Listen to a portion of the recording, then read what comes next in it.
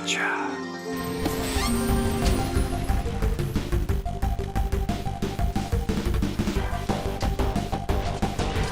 Fire! Mission complete! Hello everyone, and welcome to my second Kulve Taroth counter build guide.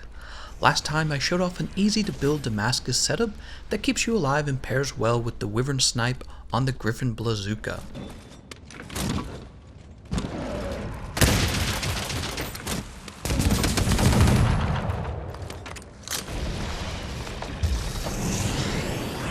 If you missed it, I'll leave a link in the description and comment section.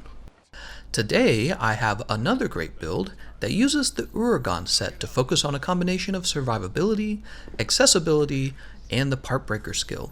This will help players who haven't unlocked the Part Breaker decorations, as well as players who haven't built the Part Breaker charm, which requires a Teostra gem to completely upgrade. If you're someone who already has a lot of decorations unlocked, I think you'll still be interested in this build since the Uragaan set has a good spread of decoration slots. So starting out, I want to mention that 4 pieces of the Uragaan set will give you the Guard Up skill for free as a set bonus skill. The Guard Up skill normally costs a rank 2 decoration slot, and I know not everyone has that decoration unlocked. It's useful for blocking Kulve's Fire Vomit attacks, which you would otherwise not be able to guard against.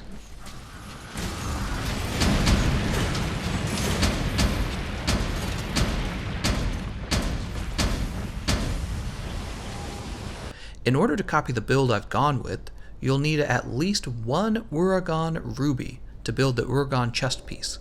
I've gone with the Uragaan Alpha because I'm assuming my audience has no Part Breaker decorations, but even if you do have a Part Breaker decoration, the Alpha chest piece is more efficient than the Beta chest piece. The Alpha chest piece gives you rank 2 Part Breaker and a small decoration slot, whereas the Beta chest piece only gives you 1 Part Breaker skill, and instead of then also getting a rank 2 and rank 1 decoration slot, you'll be given a single rank 3 decoration slot, which I don't find that very useful because I usually already have a rank 3 decoration slot from the Dragon King eye patch. Other than the chest piece, the other parts of the set that I'm going to be using are pretty affordable. I'm going to be skipping the Uragaan helmet, and I'm going to be using that helmet slot for whatever I want, and this is because the Uragaan helmet doesn't have any good skills on it.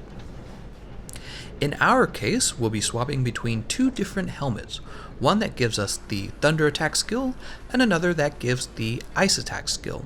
Now, if you already have these decorations, the Thunder Attack decoration and the Ice Attack decorations, I'm probably going to recommend that you use the Dragon King eye patch instead. Now, the reason we'll be swapping between 2 helmets is because we want to use the right elemental damage type during our fight with Kulve Taroth. For phases 1, 2, and 3, when she has her golden coat, we'll be dealing thunder damage. For phase 4, we're going to be dealing ice damage.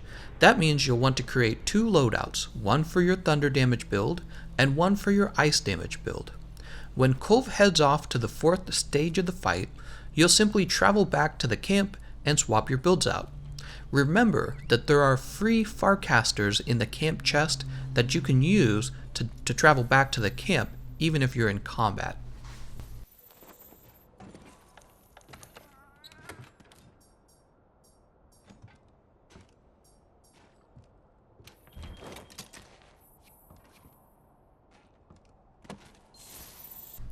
As for the rest of the skills on your setup, I recommend building for whichever weapon you decide to bring.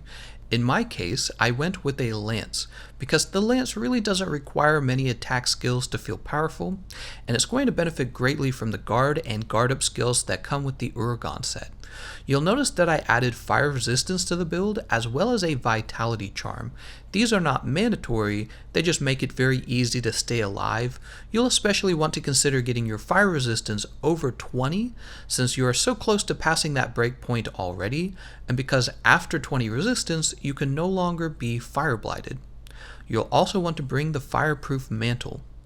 The other skills I would consider for this build is weakness exploit and maybe constitution. You ready?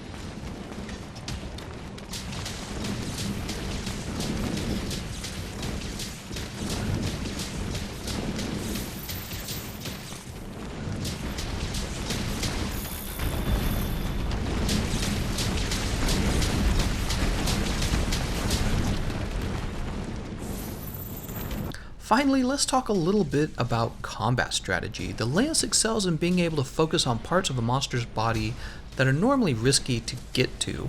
I would use the lance's ability to block in order to get right in front of Kulve, and then I would repeatedly strike the weak spot on her chest so that she becomes enraged sooner, and the whole team will then be able to deal more damage to her gold plate while she is glowing red.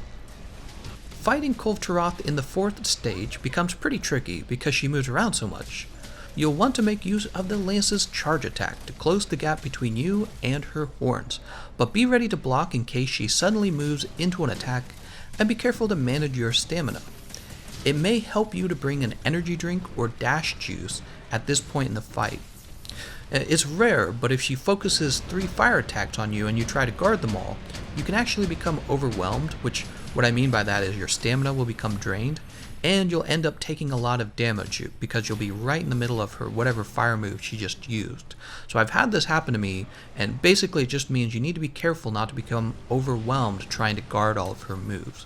With rank 2 guard, you're in a pretty good spot already, but if you were already in a position where you were missing a lot of stamina, let's say you were attacking her, and then she moves into a fire attack while you only have, let's say, half of your stamina left, and then she moves right into another fire attack, it can actually get pretty risky and you can run out of stamina at that point. And that's why you might consider bringing an energy drink or dash juice, or just be careful and mindful of your positioning and your stamina management. And that's it. Right now I have a few builds I might share in the future that focus purely on optimizing damage against Kulve, but honestly this Uragaan counter build has already proven itself to be easy, fun, and consistent for breaking off her horns in just 2 runs, so I'll probably be using this build myself for a while, as well as a few heavy bowgun builds that I really enjoy. If you give it a try, let me know how it goes for you, and I'll have more suggestions in the future. I want to thank you all for watching, and I'll see you guys next time.